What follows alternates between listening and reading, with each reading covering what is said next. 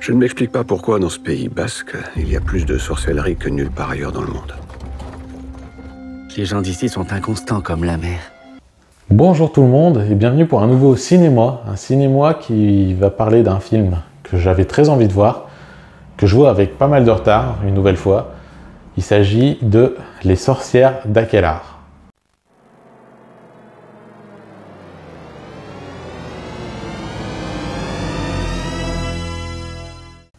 Alors, Les sorcières d'Akelar, ou d'Akelaré, je ne sais pas comment on dit, c'est un film réalisé par Pablo Agüero. Il a écrit le scénario avec Catel Guillou. À la musique, on retrouve Maite, alors je vais essayer de le prononcer, Orota Roregui et Aranzuzu Calleja. Le film est espagnol, mais également français et argentin. Il dure environ 1h30. Il est sorti le 2 octobre 2020 en Espagne et le 25 août 2021 en France, soit quasiment un an après. On en vient à l'histoire du film.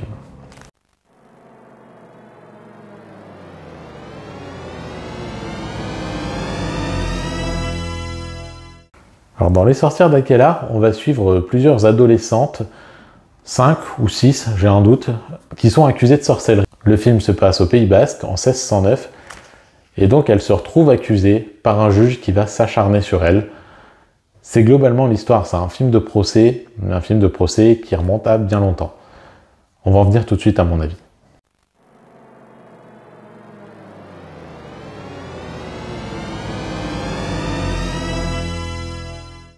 Alors pour être clair, j'ai adoré Les sorcières d'Akelar. Pour une raison, c'est qu'il s'agit d'un film de jugement finalement, que j'aime beaucoup ce type de film. Et que pour le coup, son contexte fait que je l'ai apprécié encore plus. On sait qu'à l'époque, il y a donc une grande chasse aux sorcières, et on se retrouve avec donc des juges qui sont partis se balader un peu partout pour essayer de trouver des sorcières. Le fait est que si elles disaient qu'elles n'étaient pas sorcières, et par le biais de manipulation, de torture, de tout ce qu'on peut imaginer, elles finissaient par avouer être des sorcières qu'elles n'étaient pas, évidemment.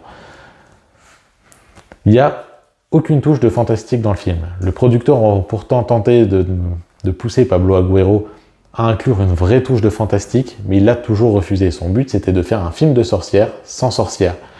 Et rien que pour ça, je vous invite à voir le dernier plan, la dernière scène du film, qui est absolument impressionnante, qui est clairement flippante, alors qu'il n'y a absolument aucun élément fantastique.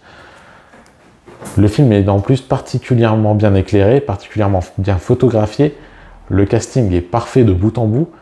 Il n'y a quasiment aucun défaut dans ce film. Si on aime ce type de film, si on n'aime pas évidemment, il ne faut même pas essayer de regarder, mais si on l'aime, c'est vraiment passionnant du début à la fin. Ne serait-ce que voir les mécanismes qui s'enclenchent, les mécanismes chez le juge pour contraindre ces jeunes filles à reconnaître des faits qu'elles ne peuvent pas reconnaître, mais qu'elles vont finir par reconnaître quand même. Voir ces pièces de puzzle commencer à s'assembler pour créer dans leur esprit quelque chose de totalement faux, puisqu'au final, certaines de ces filles vont croire réellement qu'elles ont vraiment participé à un sabbat et peut-être qu'elles sont même réellement des sorcières ou qu'elles ont été manipulées. Tout ça, c'est absolument impressionnant. Bref, Les sorcières d'Akelar, c'est un film qui m'a vraiment impressionné. C'est un film qui m'a vraiment surpris, qui m'a vraiment plu de A à Z, et je vous invite vraiment à le voir. Si vous l'avez vu, je vous laisse laisser votre avis sous la vidéo, et je vous souhaite une bonne journée à toutes et à tous. Les hommes ont peur des femmes qui n'ont pas peur. Et si le sabbat n'avait jamais existé, si ce n'était rien d'autre qu'un rêve? Mais tout n'était qu'une illusion.